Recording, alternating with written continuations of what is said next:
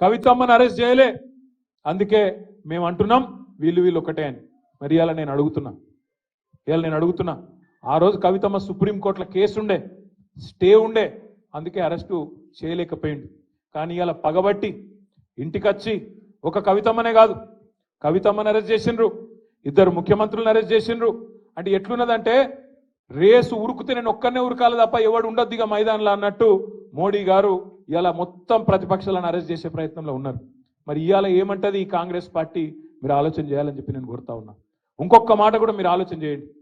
आज मोदी को और बीजेपी को रोकने की ताकत, रोकने की हिम्मत, रोकने की आज जो एक माहौल बनाना चाहिए वो आज वो ताकत कांग्रेस पार्टी में नहीं है।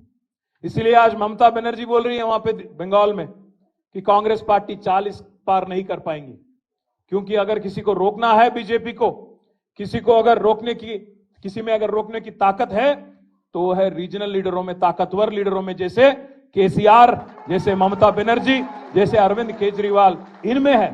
कांग्रेस में वो ताकत नहीं है. ఇతనే చెప్తలేని మాట నేను. ఇలా మీరు చూడండి దేశం అంతటా ఎవరు ఆపగలుగుతున్నారు బీజేపీని? కేవలం బలంగా ఉన్న ప్రాంతీయ నాయకులు ఆపగలుగుతున్నారు తప్ప కాంగ్రెస్లో ఆ పరిస్థితి లేదు. ఇక దానిలా ఇక్కడున్న కాంగ్రెస్ అయితే చాలా విచిత్రమైన కాంగ్రెస్. ఈ కాంగ్రెస్ అసలు ఇది కాంగ్రెసా బీజేపీ అర్థం కాదు మనకు కొద్దిసేపు చూస్తే. आप एक मिनट सोचो, ऊपर राहुल गांधी है दिल्ली में, उन्होंने क्या बोलते? चौकीदार चोर है बोलते, चौकीदार चोर है अंटाడు. మరి ఇక్కడున్న రేవంత్ రెడ్డి ఏమో नहीं चौकीदार नहीं है इनो, चोर नहीं है इनो, हमारे बड़े भाई है. चौकीदार चोर है అని ఆయన అంటాడు, ఈయననేమో బడే భాई है हमारे అని ఈయన అంటాడు. ఇంకొక మాట మీరు ఆలోచించండి. అదానీ ప్రధాని, अदानी के लिए काम करते प्रधानी एंड राहुल गांधी अंटाడు. अदानी के लिए काम करते प्रधानी राहुल गांधी का बोलना है. यहां पे रेवंत रेड्डी क्या कर रहे? जाके अदानी से गले मिलते दावोस में, क्योंकि ठंड ज्यादा है वहां पे, गले मिल लिए, वहां डील कर लिए, दोनों कस के पकड़ लेके फोटोग्राफ ले रहे. అంటే అదాని దొంగనా దొరనా చెప్పు మరి నువ్వు.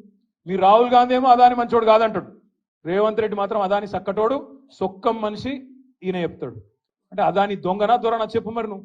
మీ రాహుల్ గాంధీ ఏమో అదాని మంచోడు కాదంటాడు, రేవంత్ రెడ్డి మాత్రం అదాని సక్కటోడు, సొక్కం మనిషి ఈయన చెప్తాడు.